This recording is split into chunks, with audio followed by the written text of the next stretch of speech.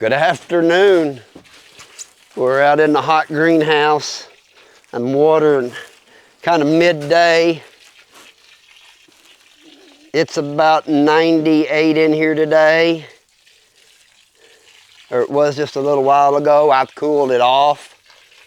We opened the door up so we could come in and water and video. But the reason I got you here today is I wanted to talk about the temperatures and the fertilizer and the watering. When I first wake them up, I just give them a good drink, water them in good, about 2 days in a row, and then I start into up potting them within about a week and get them all up potted. It took me about a week to get them all up potted and pruned. Now nobody's still awake, and then I water them in here a couple days in a row real good.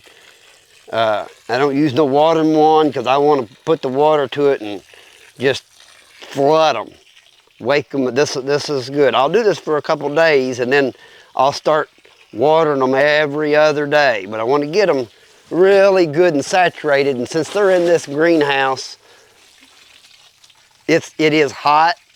So I keep them pretty dry in the fall and through the winter. So it takes a couple real good soaking waterings to get them really good and watered in, and this new dirt settles in and around. And we try to keep it closed up in here. I don't like for it to get over 110 to 115. Then you got to come open the doors if it gets that hot. I have a thing called push sensor. We've got about 5 different temperature monitors and humidity monitors, and we have it set up with alarms on our phones so that if we get to that limit that we set, it sounds an alarm. We know we got to come get the door open. I think I've got it set at 112 right now. That way there's a little room for error. So that helps a lot in knowing when I need to open it. And this time of year, I want to see it get this hot because these things need to get their growing days in. And not only that, it helps with nighttime temperatures in here. If you've got these black pots full of dirt and they're good and warm, they will stay good and warm at night and help with some of that heat.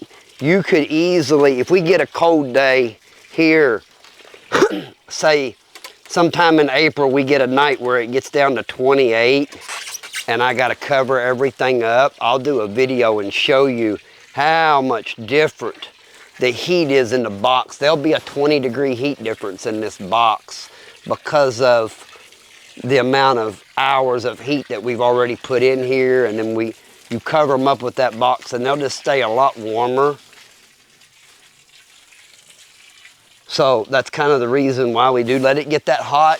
It helps get it in the ground quicker, and it helps get their growing heat days, their whatever you call it, growing hours. Somebody knows what I'm talking about. You write it in the comments. Growing heat hours, growing heat days. They gotta have so many hours above a certain degree in order to produce leaf and in order to fruit. So the hotter it is, the better we are.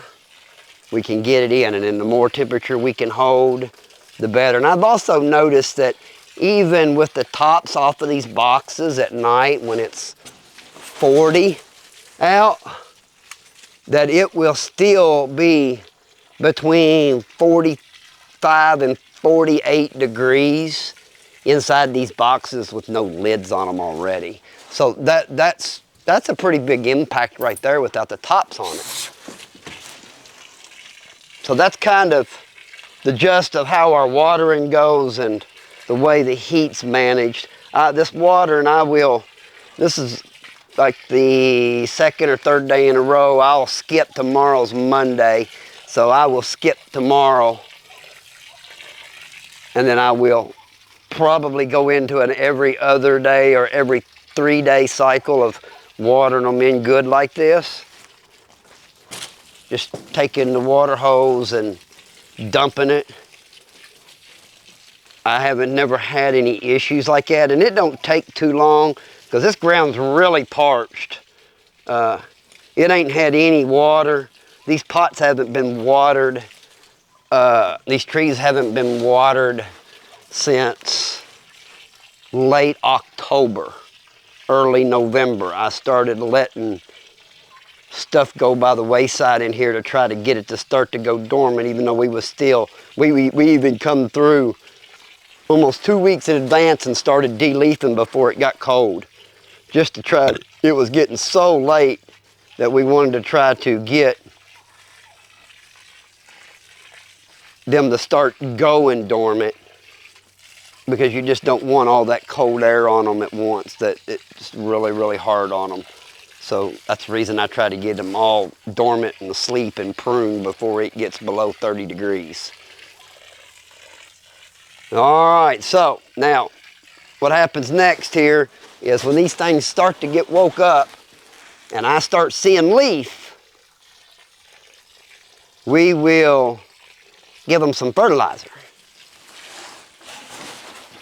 And I don't give them nothing but just a granulate 12-12-12 that I get at the local farm store in a bag. Usually takes about 80 pounds for me by the time I fertilize all these trees, potted trees, because I'll give all my potted trees some. I'll give all my in-ground trees some, and then I've got a bunch of potted berry plants outside. There's probably 100 1 2-gallon and 3-gallon potted berry, different varieties of berries, and I will give them some too. So, I mean, the entire 80 pounds don't go in here, but I would say 70 pounds of it does, easy enough, because those potted plants outside don't get much because they're small. And that's the first fertilizing I give them, is that granulate, and then just water it in. And then in about every 3 weeks, I will give it something to eat, whether it be, I'll usually pick something different every time. But I always like to start off with the granulate. And there has been years that I've used the granulate 2 out of 3 times, and it works okay, but and you got to watch bringing organic stuff in, like bone meal and blood meal and things of that nature. Alfalfa meal's okay, but bone meal and blood meal, that's just asking for mice. That will help bring them in when you live out here where I live. And I'm sure where some of y'all live, even if you live in town, you can have mice and rodent issues. They're everywhere. They live amongst us. That's the way it is. They eat our food. So I try not to use stuff like that just to help. Believe me, I would if I could. But I'm more of, I'll use alfalfa meal, bean meal, kelp meal. And even though those are long and slow releasing, I'll also give them a round of diatomaceous earth, and I'll give them a round of the soil. A lot of that stuff there I'll just do once every season. In ground and potted, I do it to all of them.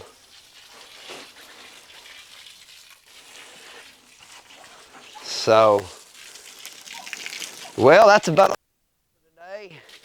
We're gonna finish getting watered in here. Go get a drink of lemonade, because this is a hot job today. Even though it's like 93 in here right now, it's still pretty hot.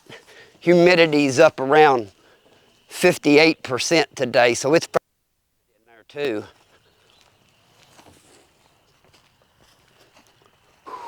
So, well, I appreciate y'all watching, and you have a nice day.